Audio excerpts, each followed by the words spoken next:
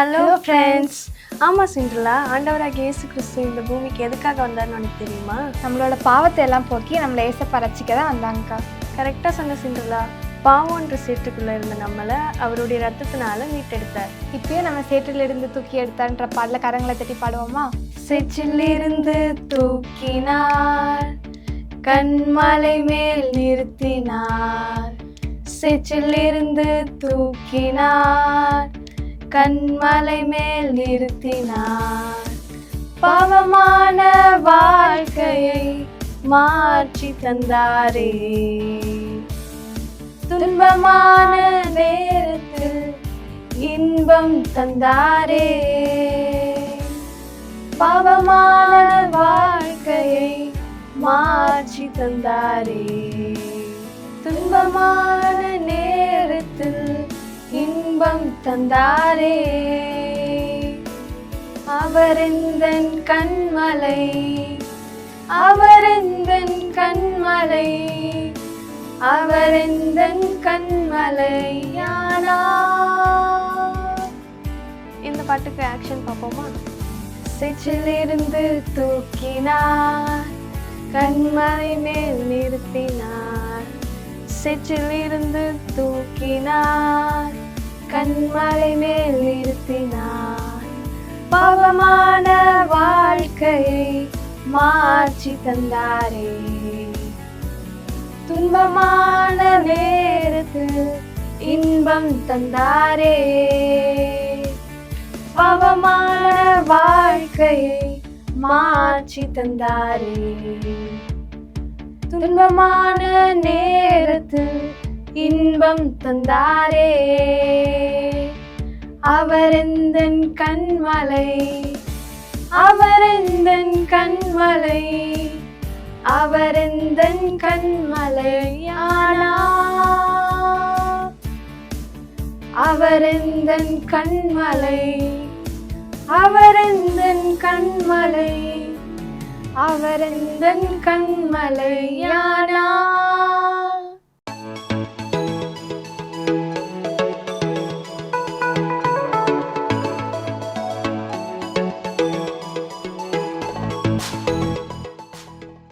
Student time நிகழ்ச்சிக்கு உங்கள் எல்லாரையும் ஆண்டவராகிய இயேசு கிறிஸ்துவின் நாமத்தினாலே வாழ்த்தி வரவேற்கிறேன். எல்லாரும் சந்தோஷமா இருக்கீங்களா? ஓகே, இன்னைக்கு ஒரு முக்கியமான டிப்ஸ் தான் பார்க்க போகிறோம். என்ன அப்படின்னா, வாலிப பிள்ளைகள் அதிகமாய் பாதிக்கப்படுகிற ஒரு விஷயம், அதுதான் மன அழுத்தம், டிப்ரெஷன்னு சொல்கிறோம். இந்த டிப்ரெஷனை எப்படி பிள்ளைகள் எதிர்கொள்ளுறாங்க, ஏன் எதிர்கொள்ள முடியாமல் போகிறாங்க அப்படிங்கிறத இன்னைக்கு நம்ம பார்க்க போகிறோம். ஒரு பிள்ளை தோல்வியை சந்திக்கும் பொழுது, அந்த தோல்வியை எதிர்கொள்ள முடியாமல் போகும் பொழுது அவர்களுக்குள்ள மிகுந்த ஒரு மன அழுத்தம் உண்டாகுது. அதனால ரொம்ப சோர்வுக்குள்ளாகிறாங்க, தன்னைத்தானே தனிமைப்படுத்தி கொள்ளுகிறாங்க. ஒரு வார்த்தை நம்மளை காயப்படுத்திட்டா அதுலேருந்து நம்மளால மேற்கொள்ள முடியல இல்லையா, வெளியே வரவே முடியறதில்லை இல்லையா, அதனால என்ன பண்ணுறாங்கன்னா ரொம்ப தனிமைக்குள்ளாக கடத்தப்படுறாங்க. இது என்ன ஆகுதுன்னா, காலப்போக்கில் அவங்களுக்குள்ள ஒரு ஒழுங்கில்லாத நிலைமையை கொண்டு வருது.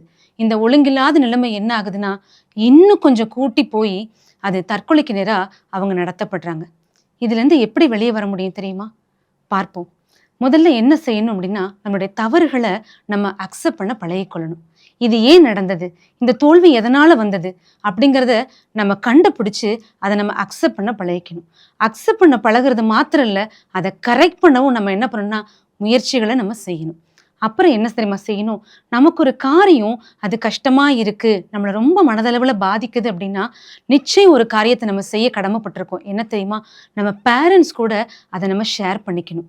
அவங்களோட அதை ஓப்பனாக நம்ம பேசும் பொழுது தான் அதற்குரிய ஆலோசனை அவர்களிடத்துலேருந்து நமக்கு கிடைக்கும்.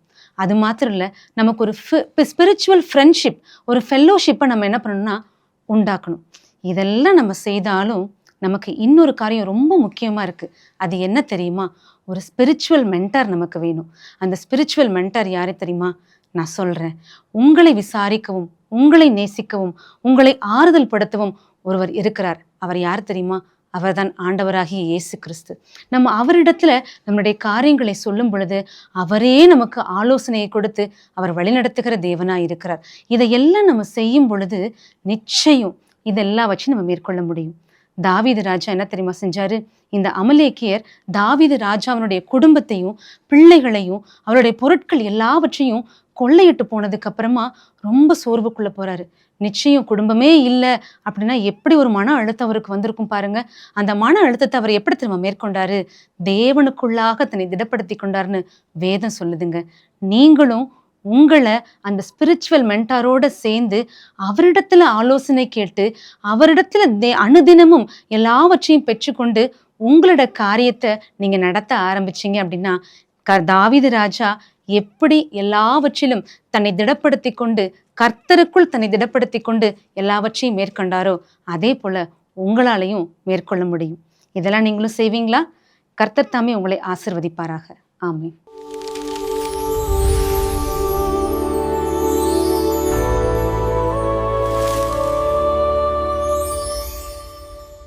ஆண்டவராகிய இயேசு கிறிஸ்துவின் இனிதான நாமத்தினாலே இந்த ஸ்டூடெண்ட் டைம் அப்படிங்கிற இந்த நிகழ்ச்சியை பார்த்து கொண்டிருக்கிற அன்பான மாணவர்களுக்கும் வாலிப பிள்ளைகள் ஒவ்வொருவருக்கும் அன்பின் வாழ்த்துதலை தெரிவித்துக் கொள்கிறேன். இந்த நிகழ்ச்சி நிச்சயமாக உங்களுடைய வாழ்க்கைக்கு, உங்கள் படிப்புக்கு, ஆண்டவரோடு நீங்கள் கொள்ள வேண்டிய ஆண்டவரோடு இருக்கிற ஐக்கியத்துக்கு நிச்சயம் உதவும் அப்படிங்கிறதுல சந்தேகம் இல்லை. உங்கள் எல்லாருக்கும் ஒரு குட் நியூஸை சொல்ல விரும்புகிறேன். என்னென்னா, ஆகஸ்ட் 15 நம்ம திருச்சி மொராய் சிட்டியில் வச்சு ஒரு வாலிபர் முகாமை நடத்த போகிறோம். உங்களை போல வாலிபர்கள் எல்லாரையும் அந்த இடத்துல ஒன்று கூட்டி ஆண்டவர் அவர்களோடு பேச இருக்கிற காரியங்களை தேவனுடைய மனிதர்கள் பிரதர் மோகன் சிலாசரஸ் அவர்களும் நம்முடைய அண்ணன் டேவிட் கணேசன் அண்ணனும் ஆண்டோடைய வார்த்தையை அதில் கொடுக்க போகிறாங்க. அன்பான மாணவர்களே, வாலிப பிள்ளைகளே, நீங்கள் கட்டாயம் அந்த ஆகஸ்ட் 15 திருச்சியில் இருக்கிற மொராய் சிட்டிக்கு அந்த மீட்டிங்க்கு வர்றதுக்கு உங்களை அன்போடு அழைக்கிறோம். அக்கா, எங்களுக்கெல்லாம் அது ரொம்ப தூரம்க்கா, நீங்கள் தான் லைவ்ல போடுவீங்களே, நாங்கள் பார்த்துக்குறோம் அப்படியெல்லாம் நீங்கள் சொல்ல வேண்டாம்.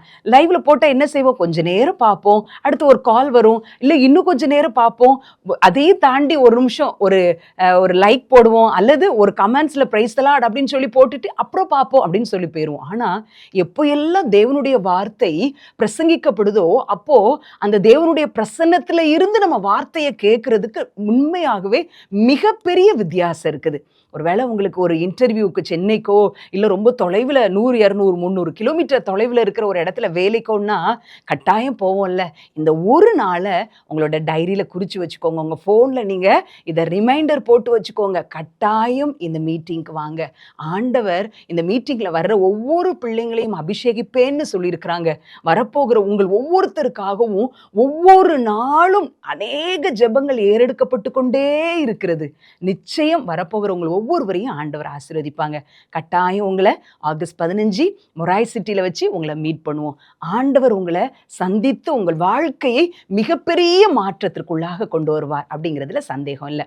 ஓகே, இப்போ கூட நம்ம ஒரு சின்ன வசனத்தை நம்ம வாசித்து நம்ம தியானிக்க போகிறோம். ஸ்டூடெண்ட் டைம் அப்படின்னு இந்த ப்ரோக்ராமுக்கு பேர் வச்சிருக்கிறாங்க. ரொம்ப நல்லா இருக்கு இல்லை?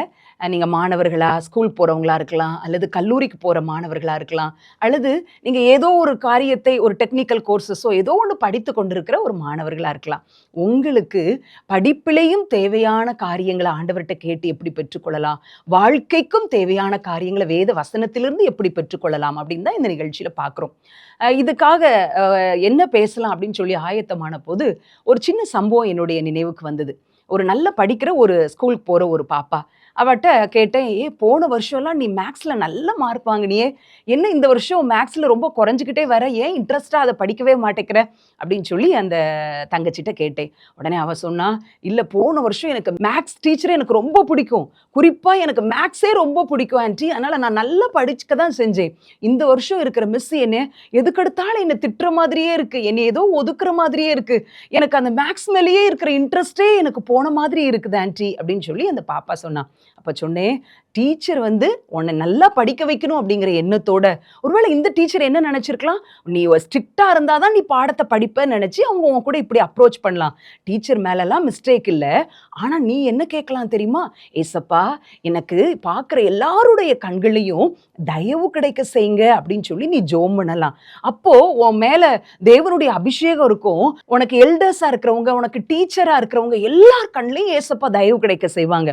பாரேன், பைபிள்ல லூக்கா 2:52 போடப்பட்டிருக்கு, ஏசப்பாவுக்கே மனிதர் தயவு தேவைப்பட்டுதான். ஏசுவானவர் ஞானத்திலும் வளர்த்திலும் தேவ கிருபையிலும் மனுஷர் தயவிலும் அதிகமாய் விருத்தி அடைந்தார்னு போடப்பட்டிருக்குது. நீனு ஏசப்பாட்ட தேவ தயவை கேளு, மனுஷ தயவை கேளு, ஆண்டவர் எல்லார் கண்ணிலையும் உனக்கு தயவு கிடைக்க செய்வார் அப்படின்னு சொல்லி அக்கா சொன்னேன். உடனே அவளுக்கு ஒரே சந்தோஷம். நான் அப்படி ஜெபிக்கிறேன் ஆண்டி அப்படின்னு சொல்லி அவ போனா. அப்போ இந்த வார்த்தையை பார்க்கும்போது இதை யோசிச்சப்போ ஆண்டவர் ஒரு வாலிப பிள்ளையினுடைய காரியத்தை வேதாகமத்திலிருந்து எனக்கு நினைப்பூட்டினாங்க. யார் அந்த வாலிப பிள்ளை? அவன் மேல அவ்வளோ தயவு இருந்ததா? மனுஷர் கண்களையும் தயவு இருந்தது, தேவ கண்களையும் தயவு இருந்தது. அதனால 127 நாடுகளுக்கும் ராணியாக மாறினாங்களாம். ஓஹோ, 127 நாடுகளுக்கும் ராணியா மாறணும்னா அவங்க ஃபேமிலி பேக்ரவுண்ட் ஒரு அரச குடும்பமா தான் இருக்கணும். அவங்க ரொம்ப ரொம்ப ஏதோ எல்லா காரியத்திலையும் நம்பர் 1 இருக்கணும். அதனாலதான் அந்த ஒரு பெரிய ஒரு பதவி அவங்களுக்கு கிடைச்சிருக்கு அப்படின்னு சொல்லி நீ நினைக்கலாம். ஆனா அது யாரு நான் சொல்றேன், அவங்க எப்படிப்பட்டவங்க நான் உனக்கு சொன்னா உனக்கு ஆச்சரியமா போகும். அவங்க யாருன்னா அவங்களோட பேர் தான் எஸ்தர். எஸ்தர் பயங்கர ஃபேமிலி பேக்ரவுண்டா அப்படின்னா இல்லவே இல்லை. அம்மா அப்பாலாம் அவங்களுக்கு கிடையாது. ஒன்று விட்டு அண்ணன் தான் அவங்கள வளர்த்துட்டு இருக்கிறாங்க. ஒரே வார்த்தையில சொல்லணும்னா எஸ்தர் ஒரு அனாதை பெண்ணு தான் அரசியா மாறுறாங்க. நமக்கு தெரியும், எஸ்தரோட புஸ்தகத்தை நீங்க வாசித்தீங்கன்னா தெரியும், பஸ்தி ராணி அப்படிங்கிற அந்த இடத்துல இருந்து தள்ளப்படுறாங்க. அப்போ அந்த ராஜா அந்த நாடு முழுவதிலும் இருக்கிற அழகான கன்னி பெண்களை அப்படியே பியூட்டிஃபுல்லா இருக்கணும். ராஜாவுக்கு மனைவின்னா சும்மா சாதாரணமா இருக்க முடியுமா?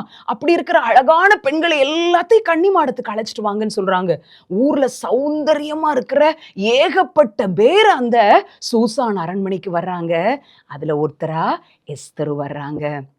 எஸ்தருக்கு எப்படி தெரியுமா கண்களில் தயவு கிடைக்க? எல்லார் கண்கள்லையும் எல்லா அழகான பெண்களையும் ஏகாய் அப்படிங்கிற பிரதானியினுடைய வசத்துல அவங்களெல்லாம் ஒப்பு கொடுக்குறாங்க. அதே போலதான் எஸ்தரும் 1000ல் ஒருத்தங்களா தான் எஸ்தர் இருந்திருப்பாங்கன்னு நினைக்கிறேன். ஆனா அந்த ஏகாய்ங்கிற பிரதானியுடைய கண்கள்ல எஸ்தருக்கு தயவு கிடைச்சிருக்கு. தங்கச்சி நீ யோசித்து பாரு, எஸ்தர் ராணியா மாறுறதுக்கு அழகு மட்டும்தான் காரணம் அப்படின்னு நம்ம சொல்லவே முடியாது. ஏன்னா மிகப்பெரிய அழகிகள்லாம் அந்த இடத்துக்கு வந்திருக்கிறாங்க. எஸ்தர் ராணியா மாறினதுக்கு என்ன காரணம் தெரியுமா? காட்ஸ் பிளான், ஆண்டவருடைய திட்டம். பெரிய அழகிங்கிறதுனால எஸ்தர் ராணி ஆகல, ஆண்டவருடைய திட்டம் அவங்க ராணி ஆகணுங்கிறதுனால தேவ திட்டம் இருந்துச்சு. அந்த தேவ திட்டத்துக்கு நேராய் அவங்க யாரெல்லாம் பார்க்குறாங்களோ அவங்க கண்கள்ல தயவு கிடைக்குது. பிரதானியுடைய கண்கள்ல தயவு கிடைக்குது.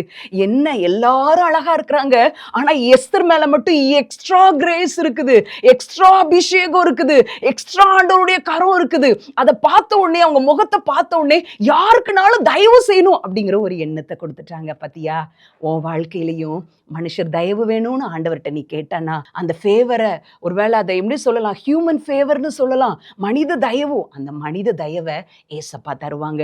முக்கியமா உன்னோட பைபிள்ல நீ அண்டர்லைன் பண்ணி ஒரு வார்த்தையை வச்சுக்கலாம். எது தெரியுமா? எஸ்தர் எழுதின புஸ்தகத்துல முக்கியமா நீ இந்த வசனத்தை அண்டர்லைன் பண்ணி வச்சிருக்கலாம். எஸ்தர் 2வது அதிகாரம் 15வது வசனத்துல கடைசி 2 லைன் அக்கா வாசிக்கிறேன். எஸ்தருக்கு தன்னை காண்கிற எல்லார் கண்களிலும் தயவு கிடைத்தது. பா, யோசித்து பாரு, ஒரு 2 லைன் தான், ஆனா அது உள்ள எவ்வளோ அர்த்தம், எத்தனை மனிதர்களுடைய இரக்கம், கருணை எல்லாம் கிடைச்சிருக்கு பாரு. ஒண்ணுமே தெரியாத ஒரு அரண்மனை, இவ்வளோ யூத பெண், அதை கூட நம்ம சொல்ல முடியாத ஒரு சீக்ரெட்டா அவன் மனசுல வச்சிட்டு இருக்கிறா. எவ்வளவு பயம் அவன் உள்ளத்துல இருக்கும். நமக்கு கேட்கறதுக்கு ஆள் இருக்கா? எவ்வளோ தயக்கம் அவன் உள்ளத்துல இருக்கு. ஆனா அரண்மனை எங்கிலும் அவளை பார்க்கிற எல்லாருடைய கண்களிலும் அவளுக்கு தயவு கிடைக்கிறது. இதுதாங்க ஆண்டவருடைய பிள்ளைக்கும் மற்றவங்களுக்கும் இருக்கிற வித்தியாசம். எஸ்தருக்கு இவங்க கண்கள் எல்லாம் தயவு கிடைச்சு கடைசியில ராஜாக்கிட்ட அப்பாயின்மெண்ட் இல்லாம முன்னாடி போய் நிக்கிறாங்க. ராணி ஆயிட்டாங்க, அப்பாயின்மெண்ட் இல்லாம முன்னாடி போறாங்க. ராஜா செங்கோலை நீட்னா உயிர் தப்பிச்சு, இல்ல அவங்க கதை கந்தல் தான்.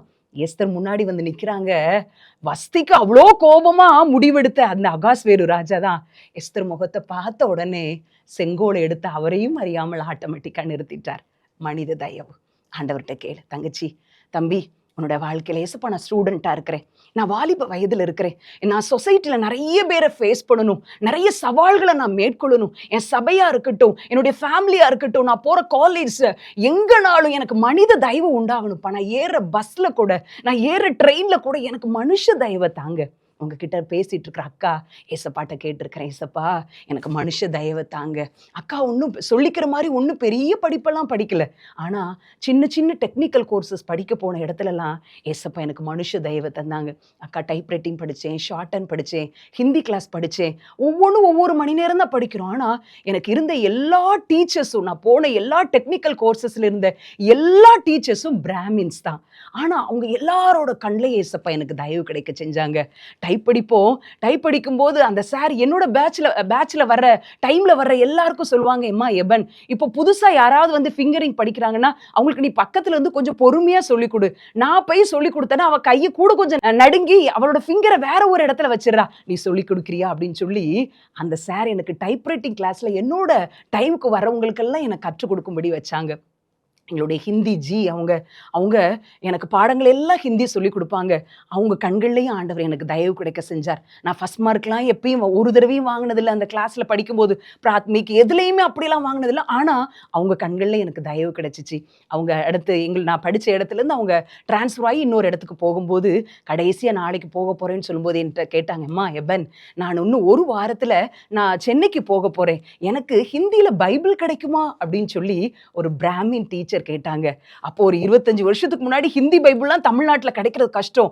எங்கெங்கேயோ ஆள்கிட்ட சொல்லி ஹிந்தி பைபிளை வாங்கி எங்க ஜிக்கு அதை நான் கடைசியா ப்ரெசென்ட் பண்ணினேன். என்னுடைய திருமணம்னு வரும்போது என்னுடைய எல்லா சாருக்கும், எல்லாருமே வயசானவங்க, அவங்க எல்லாருக்கும் கொடுத்தேன், சார் எனக்கு மேரேஜ் சார் அப்படின்னு சொல்லி கொடுத்தேன். எப்படினாலும் தெரியும் பிராமின் ஒரு கிறிஸ்டியன் மேரேஜ்க்கு வருவாங்களா, நம்ம ஃபுல்லா நான்வெஜ் தான் சாப்பிட்டு நான்வெஜ் தான் வாசம் வரும், அங்க போய் ஒரு பிராமின் சார் வருவாங்களான்னு பார்த்தா நான் ஒரு மணமகளா மணமேடையில உட்கார்ந்துருக்கும் போது என்னோட வயதான எங்க எல்லா சாரும் முன்னாடி உட்கார்ந்து அவங்க கையை வச்சு ஒரு நிமிஷம் நீ நல்லா இருமா அப்படின்னு சொல்லி அப்படி கண்ணீர், அவங்க சந்தோஷத்தோட அவங்க கையை காட்டாங்க. என் கண்ணுல இருந்து கண்ணீர் வந்துச்சு. எங்க சார் எவ்வளோ பெரிய சார் என்னோட கல்யாணத்துக்கு வந்துட்டாங்களா அப்படின்னு நினைக்கும் போது நினைச்சேன், ஏசப்பா நீங்க எனக்கு மனுஷ தயவை தந்திருக்கிறீங்க, எனக்கு சொல்லிக் கொள்ற மாதிரி ஒண்ணுமே இல்லைனாலும் உங்க மனிதர் தயவை எனக்கு தந்திருக்கிறீங்க ஏசப்பா அப்படின்னு சொல்லி ஏசப்பாக்கு நன்றி செலுத்தினேன். அன்பான தங்கச்சி, எஸ்தர் மேல இருந்த தயவு உன்கிட்ட பேசிக்கிட்டு இருக்கிற அக்காவுக்கு பெரிய தாளந்து தகுதி இல்லை, ஆனா ஏசப்பா உடைய தயவு மனிதர் தயவையும் தேவ தயவையும் கட்டளையிட்டு இன்றைக்கு வரைக்கும் அவருடைய ஊழியத்துல அவர் நடத்தி கொண்டு வருகிறார். நீ ஏசப்பாட்ட கேட்பியா? எப்படிப்பட்ட சவாலை நீ சந்திச்சுட்டு இருந்தாலும் பரவாயில்ல, எவ்வளோ ஒரு கடினமான மனிதர்களோடு நீ ஒர்க் பண்ணக்கூடிய ஒரு சூழ்நிலை இருந்தாலும் பரவாயில்ல, ஃபேஸ் பண்ண ப்ராப்ளம் நிறைய இருக்கிற மாதிரி இருந்தாலும் பரவாயில்ல, ஏசப்பாட்ட கேளு, ஏசப்பா எனக்கு உடைய மனிதர் தயவை எனக்கு தாங்க, உங்க தயவு எனக்கு எப்போது வேணும், உங்க தயவு இல்லைன்னா அந்த உலகத்துல என்னால வாழ முடியாது, அந்த மனுஷ தயவையும் எனக்கு தாங்க ஏசப்பா அப்படின்னு சொல்லி நீ கேளு.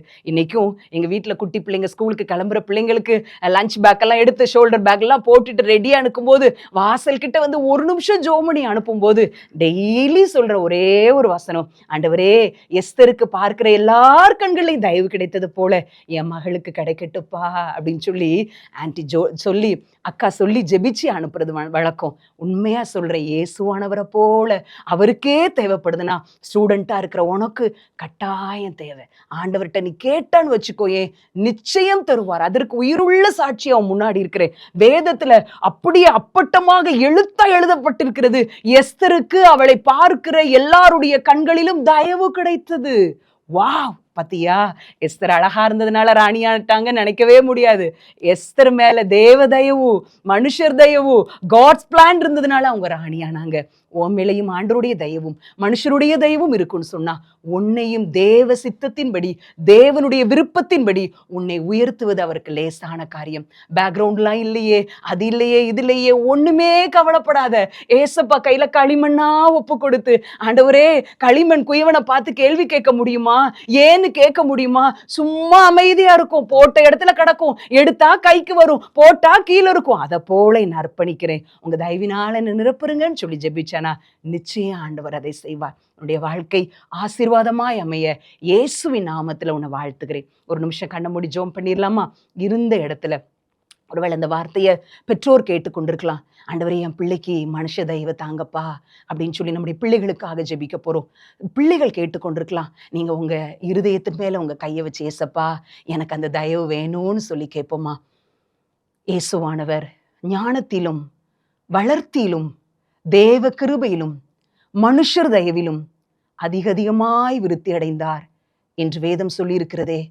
அப்பா இப்பொழுது யாரெல்லாம் இந்த வார்த்தையை கேட்டு டிவியின் மூலமாக, சமூக வலைதளத்தின் மூலமாக யாரெல்லாம் இந்த வார்த்தை கேட்டு, ஆண்டவரே எனக்கும் பேக்ரவுண்ட்லாம் எஸ்தரை போல ஒண்ணுமே இல்லப்பா, எனக்கும் பார்க்கிற எல்லாருடைய கண்களிலும் தயவு கிடைக்க செய்யும்னு சொல்லி உண்மையுள்ள இருதயத்தோடு யாரெல்லாம் ஜெபிக்கிறாங்களோ, அவங்க ஜெபிக்கிற இந்த நேரத்தில் தாமே உன்னதத்திலிருந்து வருகிற உம்முடைய கரம், நெகேமியாவின் மீது தயவாய் அமைந்த உம்முடைய தயவுள்ள கரம் இந்த பிள்ளையின் மீது அமரட்டோன்னு சொல்லி ஜெபிக்கிறோம். இன்றைய நாள் துவங்கி ஆண்டவரே அவருடைய ஆயுசு முடிகிற வரைக்கும் தேவ தயவினாலும் மனுஷர் தயவினாலும் நிரப்புவீராக என்று சொல்லி ஜெபிக்கிறோம். அப்பா, அப்படியே நிரப்பி உம்முடைய சித்தத்தை உங்க வாழ்க்கையில வெளிப்படுத்துங்க. துதி கன மகிமையெல்லாம் உமக்கு செலுத்துகிறோம். இயேசுவின் மூலம் ஜெபிக்கிறோம் நல்ல பிதாவே. ஆமேன், ஆமேன்.